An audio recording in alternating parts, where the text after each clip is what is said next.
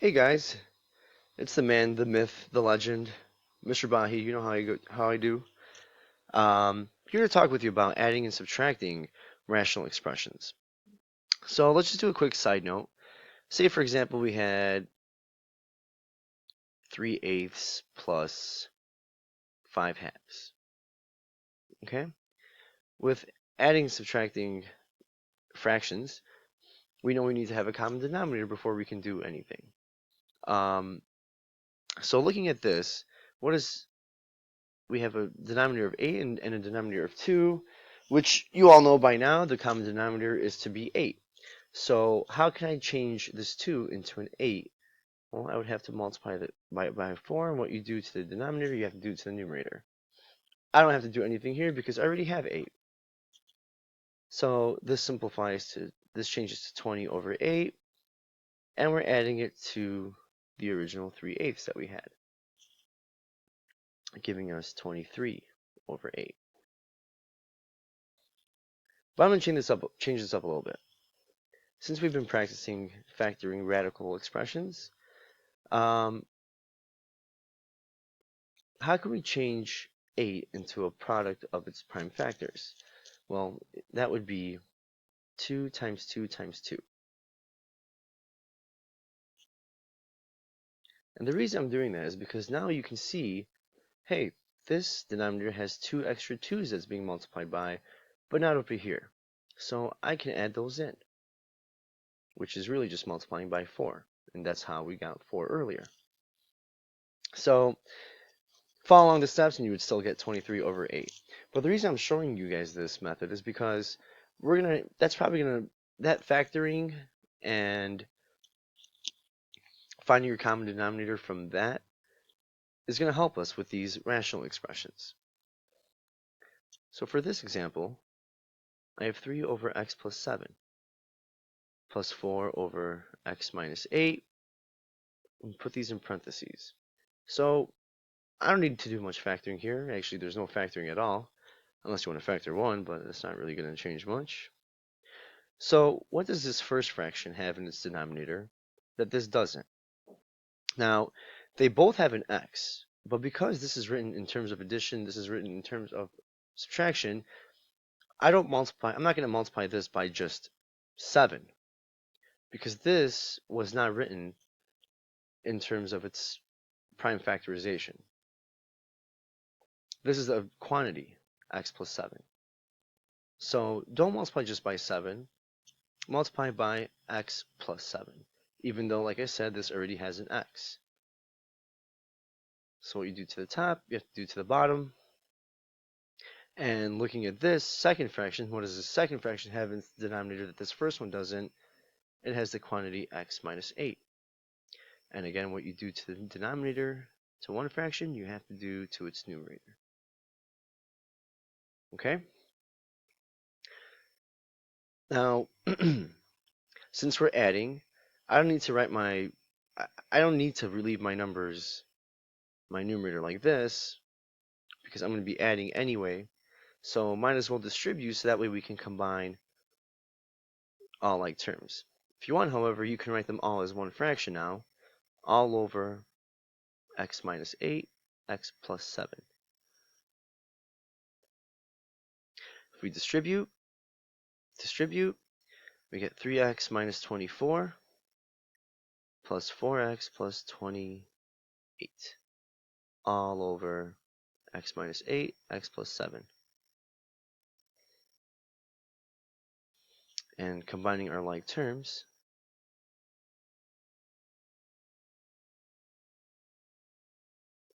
we have 7x plus 4 all over x minus 8, x plus 7. Now notice I didn't distribute the denominator because just in case we might be able to factor the numerator, I can then do some canceling out because everything will be written in terms of multiplication.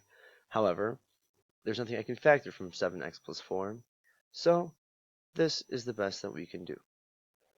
And that is our answer. Let's do another problem. This one involving subtraction. So as I said in the other video, with the example of the 3/8 plus 5/2, let's leave everything the same, but let's change this denominator and factor it out. So I can find out what AC is, but I see that every coefficient is divisible by 5. So I'm going to rewrite that to x5 times the quantity x squared plus 7x minus 8. Which, oops, writing everything else out. Alright, technical difficulties there, but anyway, this we can factor out to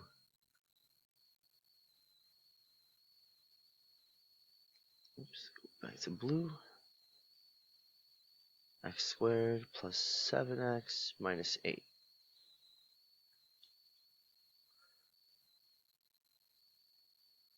Change that. 7x over 3x. And here we have 5 and x multiplies to negative 8, but adds to 7, x minus 1, x plus 8. Okay? Now, looking at this, I can probably even factor the numerator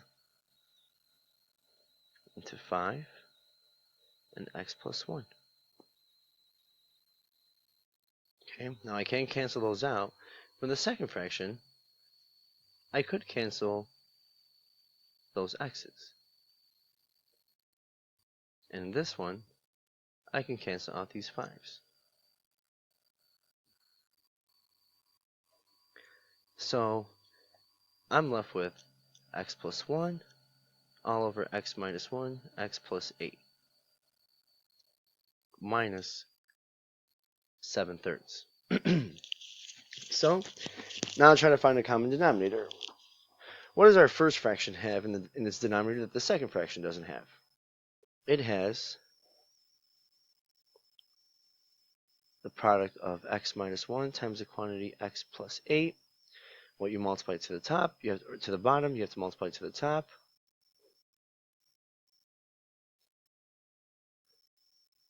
And what does this fraction have in its denominator that this one doesn't? Just a 3. Okay? So I can go ahead and distribute that and get 3x plus 3 minus 7 times the quantity, and let's redistribute that to get x squared plus 7x minus 8. And you can write the whole thing over one fraction, 3x minus 1, x plus 8. Now, careful with this negative sign here. So when I distribute that, we have 3x plus 3.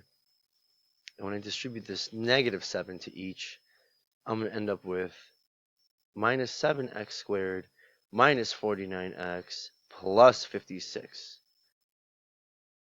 all over 3x minus 1, x plus 8. Okay? Adding our like terms and putting things in order, we have negative 7x squared minus 46x plus 59 all over 3x minus 1, x plus 8.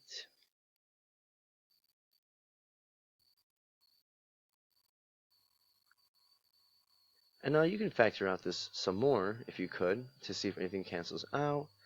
In this case, nothing does, so this would be our final answer. However, on future problems, make sure you're certain that we cannot factor the numerator anymore. And the reason I knew it was already factored in its best form was because we had already factored out earlier in this step. You could have skipped that factoring step and still multiplied, but then you would have had an x and a 5 to cancel out, after you would have factored your final answer. Or I should say the answer before your final answer. All right? See me if you have any questions. Now, try the problems that come along with this station.